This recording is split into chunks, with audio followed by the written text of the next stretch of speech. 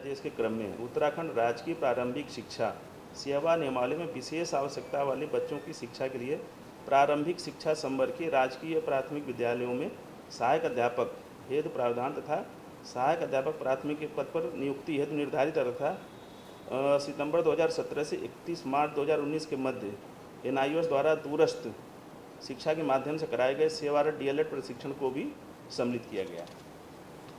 मतलब किसी ने अगर दूरस्थ शिक्षा से भी DLED की डिग्री ली है तो वो जो विशेष शिक्षा के शिक्षक नियुक्त होते हैं जो विशेष बच्चों के लिए, तो आउटसोर्स के माध्यम से DLED को भी अनुमति दे दी है।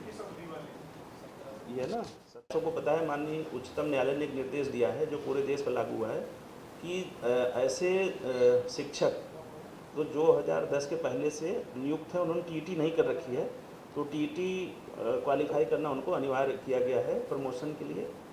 उसमें पुनर्विचार याचिका दाखिल करने के लिए शिक्षा विभाग को कैबिनेट ने निर्देश दिया है कि आप इसमें पुनर्विचार याचिका दाखिल करें।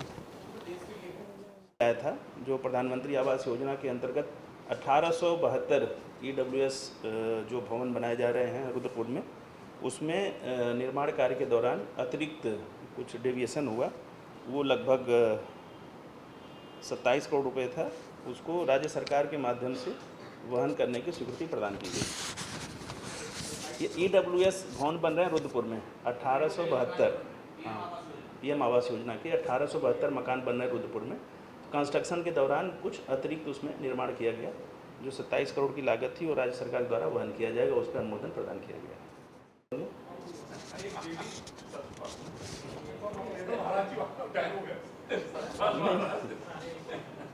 देखिए, संयुक्त निदेशक का एक पद, उप निदेशक का एक पद, सहायक निदेशक एक पद, प्रवक्ता चैनल समन्वयक एक पद, स्टूडियो इंजीनियर आउटसोर्स से एक पद, स्टूडियो तकनीकी सहायक एक पद, कंप्यूटर ऑपरेटर का एक पद और MTS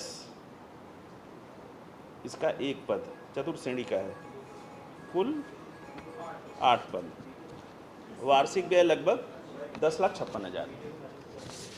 एवं अनुसंधान एवं प्रशिक्षण परिषद उत्तराखंड जो SCRT है, इसके द्वारा PM ई-विद्या कार्यक्रम के अंतर्गत 5 फ्री शैक्षिक TV चैनल का प्रसारण किया जा रहा है। ये बेसिकली क्या है कि दूरदर्शन के माध्यम से जो एजुकेशन की वीडियोज़ हैं, जो लेक्चर्स हैं, वो फ्री ऑफ कास्ट दूरदर्शन के कुछ चैनल पे लगातार प्रसारित किए जाते हैं, ताकि बच्चे अगर स्कूल में नहीं पढ़ पा रहे हैं तो इन चैनल्स के माध्यम से घर में टेलीविज़न पर भी पढ़ाई कर सकते हैं।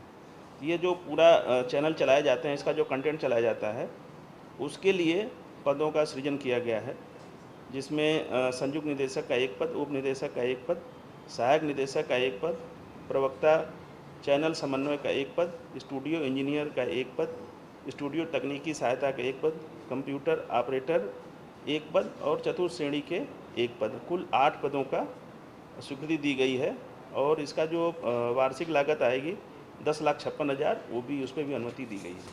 ये बेसिकली के समक्ष बैठक के दौरान 6 प्रस्ताव आए और 6 प्रस्तावों पर चर्चा के उपरांत सहमति दी गई।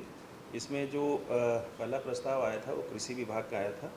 इसमें उत्तराखंड में महक क्रांति नीति 2026 से लेकर 36 तक के लिए बनाई गई है, उसका प्रख्यापन विषय थी।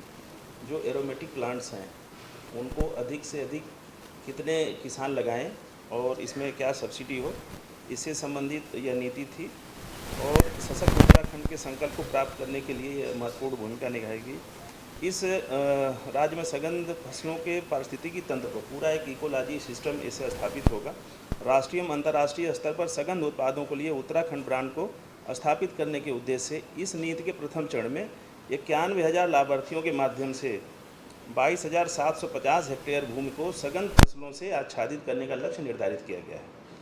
जो एरोमेटिक प्लांट जो कोई भी किसान लगाएंगे, इस नीति के अंतर्गत कृषकों को अनुदान 80-50% 2 भागों में इसको दिया जाएगा। जो 1 हेक्टेयर तक की अगर कोई खेती करता है, सघन जो पादप होते हैं उनका उत्पादन करता है, तो उनको सब्सिडी 80% दी जाएगी जो उसकी कास्ट आएगी। और 1 हेक्टेयर से ऊपर अगर कोई सघन फसलों का उत्पादन करता है तो उस पर 50% दी जाएगी। उनकी पढ़ाई में कोई बाधा आती है तो दूरदर्शन के माध्यम से और भारत सरकार की एनसीईआरटी जो है, एनसीईआरटी भारत सरकार और एनसीईआरटी उत्तराखंड के मध्य एमओयू हुआ है, वो लगातार टीवी चैनल के माध्यम से शिक्षा संबंधी वीडियो जी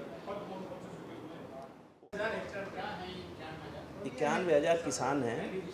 हाँ, जो लक्ष्य लिखा गया है कि 91,000 किसान रहेंगे और 22,750 हेक्टेयर पे ये खेती का बढ़ावा दिया जाएगा। जो सगंध पादप का उत्पादन करेंगे उनके लिए 1 हेक्टेयर तक अगर कोई सगंध पौधों को लगाता है तो उसको सब्सिडी, जो भी उसकी परियोजना की लागत आएगी उसका 80%, और 1 हेक्टेयर से ज़्यादा अगर कोई करता है तो उस पर 50% की सब्सिडी दी जाएगी। एक नाली में 1 करोड़ का प्लांट तो लगेगा नहीं, प्लांट की भी अपनी एक डिस्टेंस होती है, तो उसको उन्होंने जो रकबा है, जो ज़मीन है खेती की, उससे लिंक किया हुआ है सब्सिडी को, सभी के लिए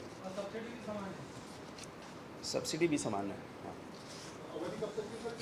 2025 से लेकर 26 से लेकर 36 तक, अगले 10 वर्षों में।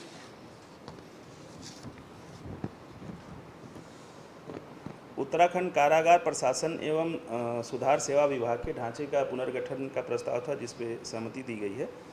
इसमें महिला प्रधान बंदी रक्षक के 2 पद, महिला बंदी रक्षक के 22 पद, अपर महानिरीक्षक कारागार का 1 पद, रेजिडेंट मेडिकल ऑफिसर का 1 पद और वैयक्तिक सहायक का 1 पद अतिरिक्त रूप से स्वीकृति करने की सहमति दी गई है, अनुमोदन दिया गया है। कारागार मुख्यालय में स्वच्छकार एवं माली, अधीनस्थ कारागारों में नाई एवं स्वच्छकार के कार्य हेतु विभागीय न्यूनतम कार्य जो भी ज़रूरत होगी आवश्यकता के आलोक में सेवाएं आउटसोर्सिंग के माध्यम से रखेंगे। यानी जो ऊपर के 22-2-24 327 पद हैं वो तो अस्थायी प्रकृति के हैं, अन्य जो ज़रूरत होगी वो आउटसोर्स के माध्यम से लिए जा सकेंगे। अनुदान योजनाएं यथा अनुसूचित जाति जनजाति की पुत्रियों की शादी व निराश्रित विधवाओं की पुत्रियों की शादी, प्रत्येकता विवाहित महिला व मानसिक रूप से विकृत व्यक्ति अथवा उसकी पत्नी की पुत्री के विवाह हेतु अनुदान, अंतर्जातीय विवाह पुरस्कार अनुदान योजना एवं दिव्यांग युवक युवती के विवाह करने पर विवाह प्रोत्साहन योजना है, जिसमें 50,000 रुपये दिए जाते हैं। इस शादी में जो भी है, जैसे अगर कोई दिव्यांग युवक युवती से करता है तो उसको छोड़कर अन्य विवाह अनुदान योजनाओं के अंतर्गत अनुदान सहायता राशि 50,000 निर्धारित है। जो दिव्यांग युवक युवती से कोई करता है तो उसके लिए धनराशि 25,000 निर्धारित है, उसको भी बाकी के समतुल्य बढ़ा के 50,000 कर दिया गया है। सभी के लिए, सभी के लिए है ये। दिव्यांग है, अगर कोई दिव्यांग है, दिव्यांग से करता है तो उसको 25,000 के बजाय 50,000 मिलेगा।